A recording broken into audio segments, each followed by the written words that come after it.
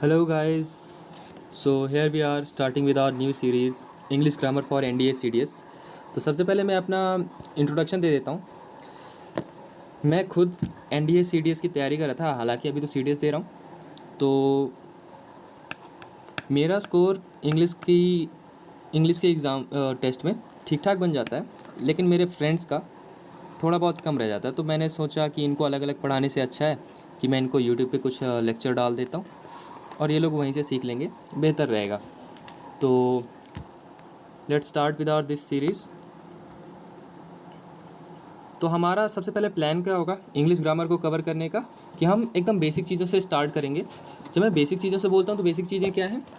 जब भी आप किसी लैंग्वेज को सीखते हो ना, तो आपको सबसे पहले अल्फ़ाबेट सिखाए जाते हैं। आपने एलकेजी यूकेजी में देखा होगा कि आपको ABCD सिखाई जाती हैं, ए से लेकर के जेड तक। फिर इसके बाद आप जैसे ही एक क्लास आगे बढ़ते हो तो आपको वर्ड्स बनाना सिखाए जाते हैं कि आप सिंपल से वर्ड्स बना सको, जैसे कि कैट हो गया, बैट हो गया, रैट हो गया। ये सब सिंपल से वर्ड्स हैं। फिर इसके बाद जब आप वर्ड्स सीख जाते हो तो आपको सिंपल से सेंटेंसेस फॉर्म करना सिखाए जाते हैं। तो दिस इज हाउ विल, यहाँ पे सिर्फ और सिर्फ जनरल सा इंट्रोडक्शन है। यहाँ पे हम ABCD नहीं सिखाने वाले आपको, लेकिन अल्फ़ाबेट्स के बारे में ज़रूर सिखाएंगे। ओके, कि अल्फ़ाबेट्स होते क्या क्या हैं। अल्फ़ाबेट्स दो तरह के होंगे, वॉवेल और कॉन्सोनेंट। अब जब मैं वॉवेल बोल रहा हूँ तो वॉवेल क्या क्या होंगे, या फिर वॉवेल क्या है? तो वॉवेल ऐसे लेटर्स होते हैं जो कि जिनके बगैर आप इंग्लिश का कोई भी वर्ड नहीं बना सकते हो। ठीक है, हालांकि कुछ वर्ड्स हैं जो कि बगैर वॉवेल के बन जाते हैं, जैसे कि THY, दाया आपने पढ़ा होगा, शेक्सपियर वगैरह जो हुई BA में कर रहा होगा इंग्लिश लिटरेचर में, उसको पता होगा। या फिर 11th-12th में भी है शायद, मुझे लग रहा है। तो vowels are very necessary for formation of a word. अब ये होते क्या क्या है, तो AEIOU, अबे यार, AEIOU ये हमारे वॉवेल्स होते हैं। और फिर इसके बाद दूसरा पार्ट होता है जो अल्फ़ाबेट्स का, जो बचे हुए लेटर्स होते हैं जो अल्फ़ाबेट्स में A to Z में, AEIOU के अलावा ये सारे सारे कॉन्सोनेंट्स होते हैं। कॉन्सोनेंट में BCDFGHJKL MN। मैं कहीं अगर कुछ वॉवेल बोल जाऊँ तो उसका माइंड मत करना, ओके, अपने आप से समझ लेना। फिर इसके बाद वर्ड्स पे आते हैं। तो वर्ड्स क्या होते हैं? Words are a meaningful combination and arrangement of alphabets. Example के लिए कैट एंड ट्री। आप यहाँ पे CEER को जोड़ करके कोई भी वर्ड नहीं बना सकते हो कि मैंने कैट से C उठा लिया, ट्री से EE उठा लिया, और यहाँ पे ट्री से ही R उठा लिया, मैं पता नहीं क्या बोल, इसका कुछ मतलब ही नहीं है। ओके, तो यहाँ पे कॉम्बिनेशन मीनिंगफुल होना चाहिए और अरेंजमेंट उनका फिक्स्ड होता है लेटर्स का। और सेंटेंस क्या होता है? Sentence is a meaningful combination in a proper sequence और स्ट्रक्चर ऑफ वर्ड्स। यहाँ पे ध्यान देना, मैंने इसको अंडरलाइन इस वजह से कर रखा है क्योंकि this is the most important thing when you learn English grammar, the structure of the sentence, okay, या sequence of the words in the sentence. तो हम लोग इस पर काफ़ी फोकस करेंगे। तो इस चीज़ को याद रखना कि जो सेंटेंस होता है ना, एक मीनिंगफुल कॉम्बिनेशन होता है in a proper sequence. Example के लिए, the cat is trying to climb the tree. अब पार्ट्स ऑफ स्पीच पे ध्यान देते हैं कि जब आप सेंटेंस बोल रहे होते हैं ना, तो सेंटेंस भी एक तरह का स्पीच होता है। आप जनरली, स्पीच क्या होता है? जब आप बोल रहे होते हैं, आप बोलते हो क्या हो, एक वर्ड बोल सकते हो, एक सेंटेंस बोल सकते हो, लेकिन आप जनरली कोई वर्ड बोल करके रुक नहीं जाते हो। जैसे कि आप जादू तो हो नहीं वो कोई मिल गया वाले की धूप धूप, बस उतना ही बोलो है। तो यहाँ पे आप सेंटेंस बोलते हो, जैसे कि रोहित की तरह, माँ मुझे तो सब दिखने लगा माँ, है ना। तो स्टार्ट कर रहे हैं। पहला वर्ड है या फिर पहला पार्ट ऑफ स्पीच है नाउन। नाउन क्या है? Noun is a simple word that is use to name something. किसी भी चीज़ का नाम नाउन होता है। अभी किस चीज़ का नाउन होता है? किस चीज़ का नाम होता है नाउन? तो बचपन से आप लोग पढ़ते आ रहे होंगे, noun is the name of place, thing और एनिमल। इसका तो है ही। इसके अलावा एक्शन का, किसी क्वालिटी का, ठीक है, इनके लिए भी जो नाम होता है ना, वो सारे के सारे नाउन होते हैं।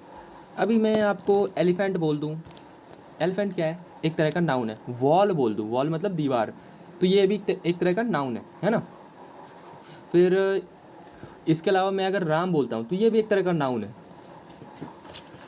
फिर अगर मैंने ये बोला प्लेइंग, प्लेइंग क्या है? क्या प्लेइंग एक नाउन है?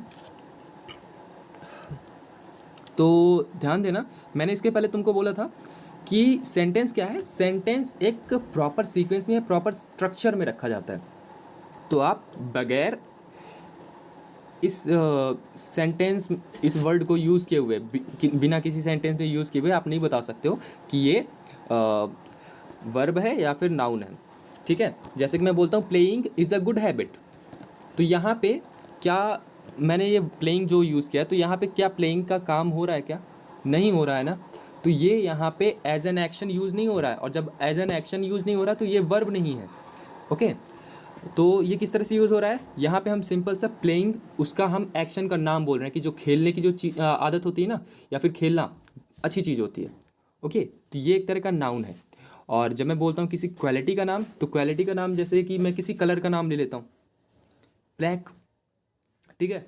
मैं बोल देता हूँ black is a dull colour, तो of course black is a dull colour, of course सभी लोगों को पता है, ठीक है। तो मैंने यहाँ पे ब्लैक किसी की क्वालिटी नहीं बताई है, मैंने सिर्फ वो वर्ड यूज़ किया है। मैंने बताया है कि ये एक वर्ड होता है ब्लैक, ठीक है, किसी कलर का नाम यूज़ किया, और मैं उस कलर के बारे में बता रहा हूँ।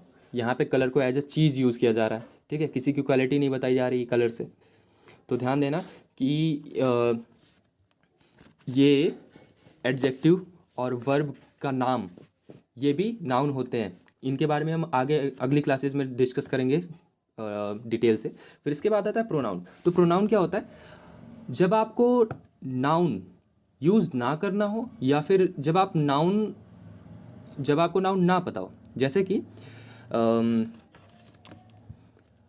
सपोज़ कीजिए कि आप दो लोग जाते हैं किसी तीसरे फ्रेंड से मिलने, मैं और मयंक जाते हैं मिलने, कोई तीसरा बंदा है, मयंक ने उससे बात करी और मुझे नहीं पता कि वो कौन है, तो मयंक से मैं पूछूंगा कि मयंक भाई वो कौन था। अभी मुझे उसका नाम नहीं पता था, तो मैंने क्या यूज़ किया, वर्ड वो, या फिर इंग्लिश में मैं क्या पूछूंगा, हु इज़ ही, तो मैंने ही यूज़ किया है। अगर मुझे यहीं पर उसका नाम पता होता, जैसे कि मान लो कि उसका नाम सौरभ है, तो मैं उससे मयंक से क्या पूछता कि मयंक हु इज़ सौरभ, सौरभ कौन है।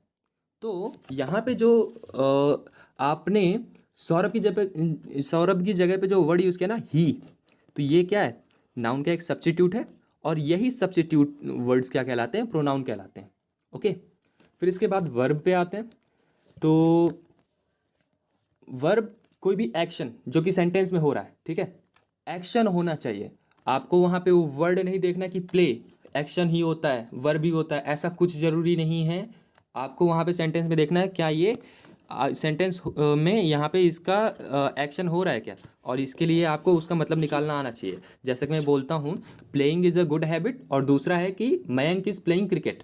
तो यहाँ पे जब मैंने पहला सेंटेंस बोला playing is a good habit, तो यहाँ पे आप देख रहे हो कि खेलने का कोई काम नहीं हो रहा। मैंने क्या बोला, सिंपल सा कि खेलना एक अच्छी आदत होती है, ओके।